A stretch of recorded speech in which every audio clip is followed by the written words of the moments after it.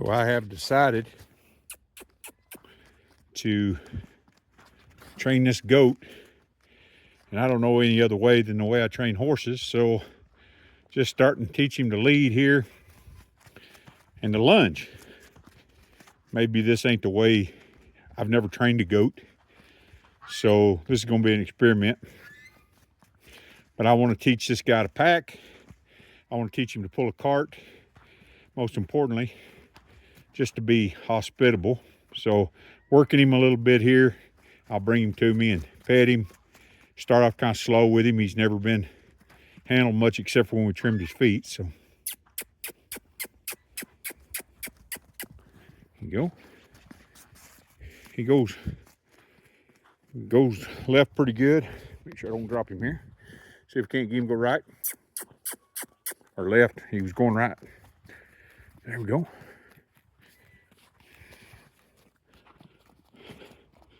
So, just going to use the same philosophy as training a horse.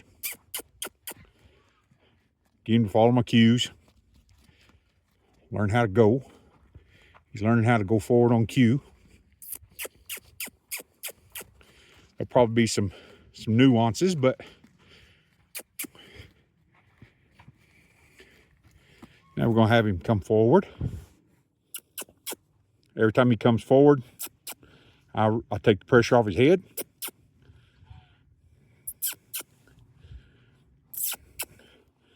And I'll work down the rope and pet on him. But he's coming along pretty good. So I'm going to work down the rope, pet on him some, and then I'm going to take and turn him back in there. Catch him again tomorrow. It's a pretty warm day. I don't want to overwork him. He ain't been doing much, so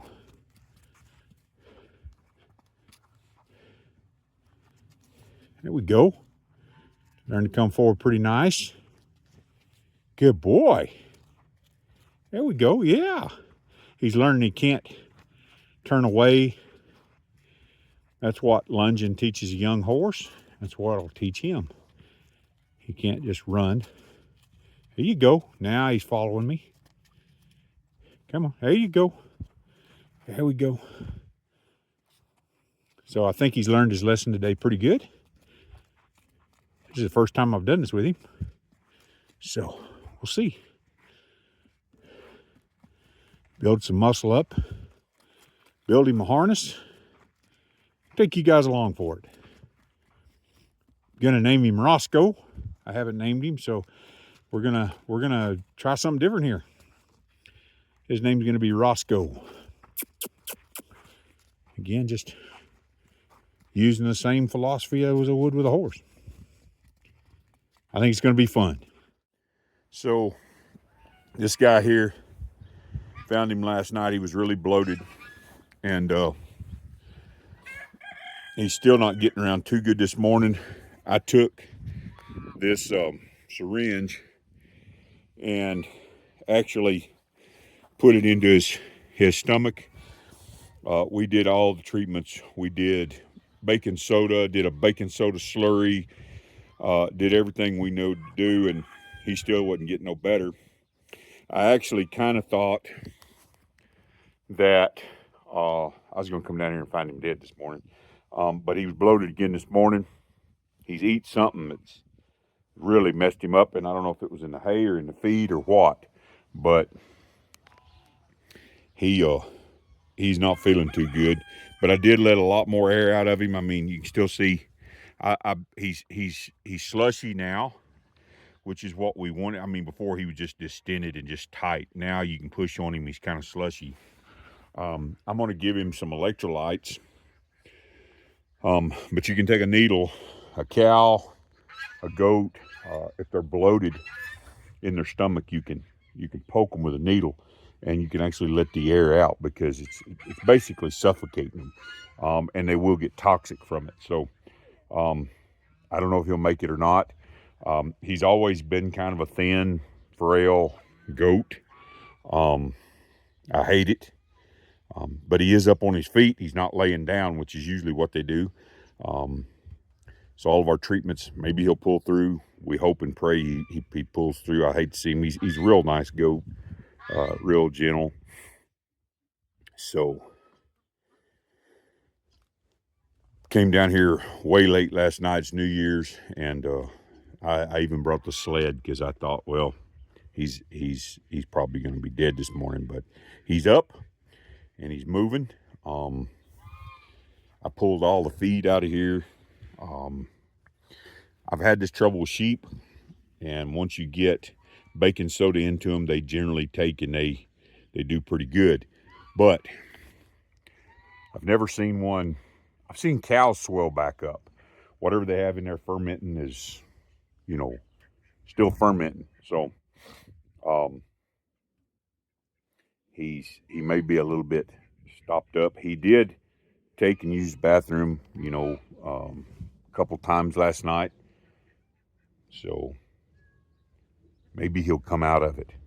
Like I said, I'm gonna give him some more electrolytes because I don't think he's drinking enough water, and we'll see what happens. And my cats followed me down here. They're hungry, but I wanted to check on this guy first. So I'll keep you guys updated. It's one of those things when you have livestock, sometimes, you know, things happen. Things that are unavoidable. I hope I caught it early enough yesterday that we could do some good. So we'll see. He's still up on his feet. That's a good sign.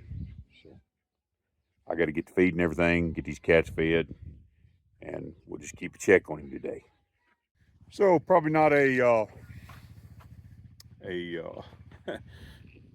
good topic talking about poop, but I gave this goat, I got him right over here, tied to the four-wheeler, been leading him around. I gave him a saltwater enema. I've given him several, in fact, and he is packed. That's what's wrong with him. Been leading him around through here. He's done this right here several times, that much, and he's still packed.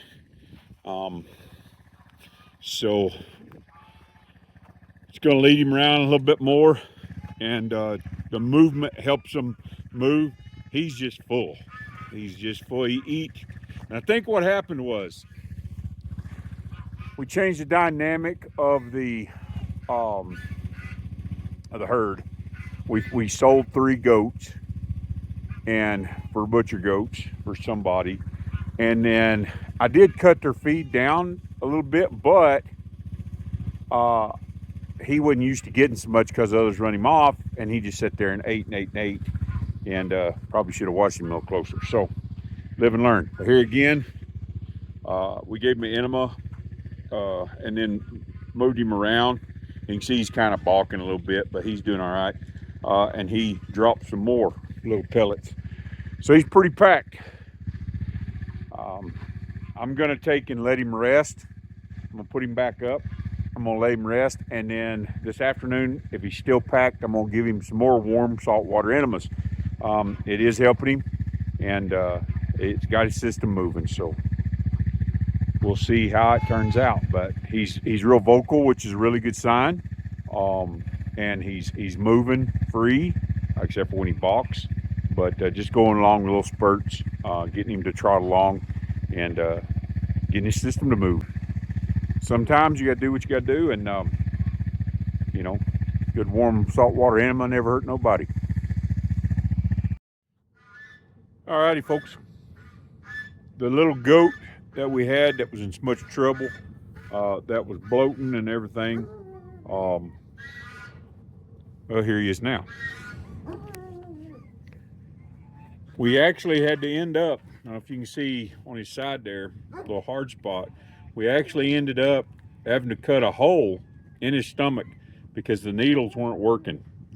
And he was so blocked that he just couldn't go to the bathroom, and he kept filling up with air, filling up with gas, and he's just the sweetest little old dude. Thanks, buddy. But he's not bloated now. He did lose a little bit of weight. I'm sure he didn't feel good, all that pressure. You can imagine having a bellyache. But he's doing good. He's walking around. He's lively. Been about 2 days since we cut that incision in there. We gave him some antibiotics, and he seems to be doing really well. So I got plenty of hay over here. I hauled water today, so I've got to take and get them some water, and sure they'll do okay.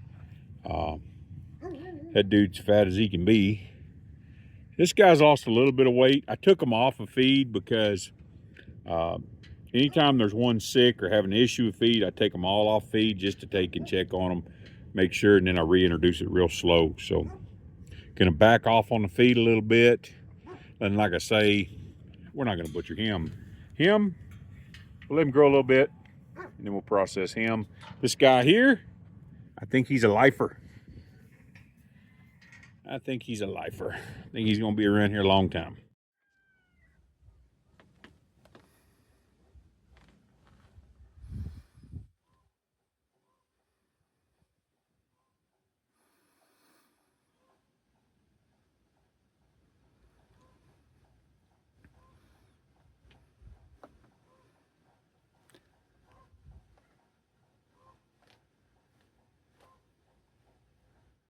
All righty, guys, we got some winter snow.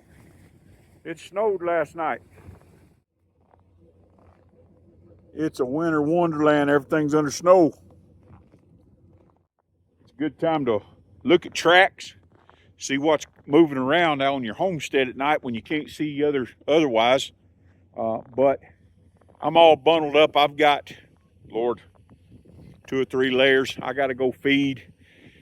The cold weather is not that bad and the snow's not that bad. It's the wind chill today. The wind chill is about 8. Feels like 8 degrees out here. I got the truck warming up just in case you want to make sure your vehicle's warmed up. And I want to take and talk to you about, making sure your antifreeze is good this time of year. The wind chill can, even if you got good antifreeze, can freeze your motor block and blow out a freeze plug. But if you notice, I park my truck with the nose away from the prevailing wind. The wind comes from this direction, and it helps block the wind on the motor. Helps it start a lot better in the mornings. I got to get down and get everything fed, get them all a little bit of extra feed. You got to remember that when you're feeding your animals.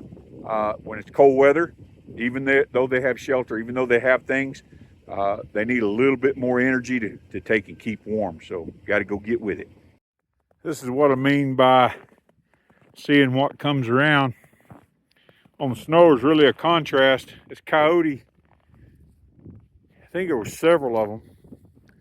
One went around there, went up to that car, went over to the trash cans. Another one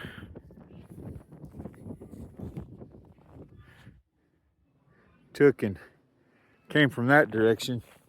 Maybe the same coyote, but this one was going this way. You can see by the way the paws drag out of the track. That's what you have to look for when they're not too well defined. How do they drag out of the track? This one came in this way. These tracks here come in. It came in from over here. There's actually 2 of these tracks, so I think there's more than one coyote. There's a set of tracks over there. Set of tracks over here.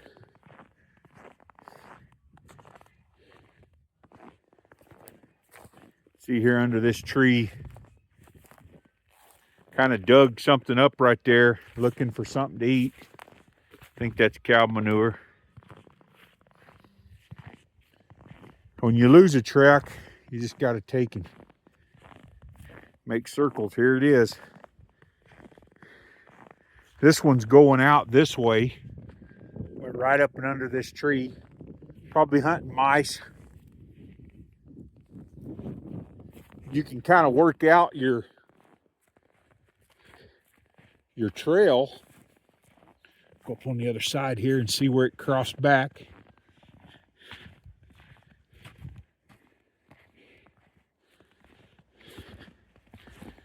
Here's his trail again, right here. Went through here, around here, I don't know if it's the same one or different ones. Went right up and under this. And this is why you can't really see coyotes that well. They travel in places humans can't really go. And my hand's cold. The windchill's just so almost unbearable out here.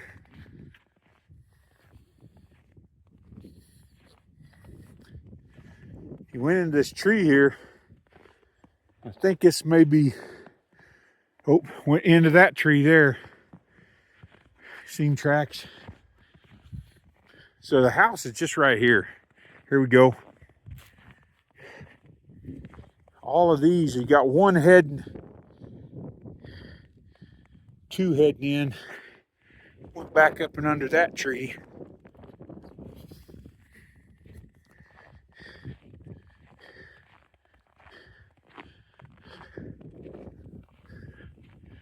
Went over here. Checked in this tree. Went right up through here, and the cabin's right there, and there's a dog over there. So this coyote came pretty close to the house.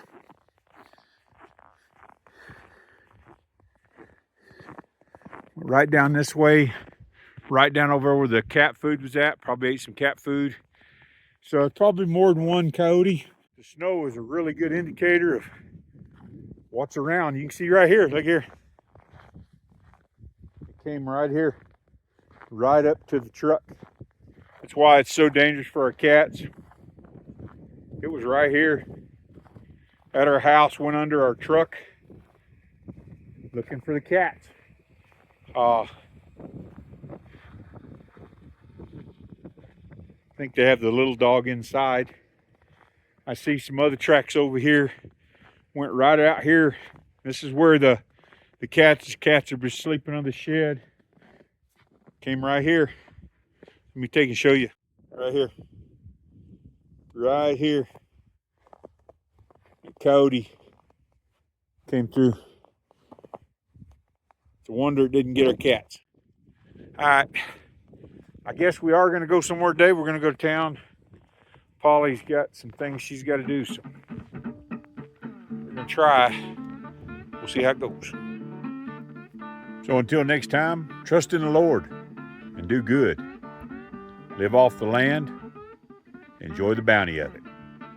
We'll see you later.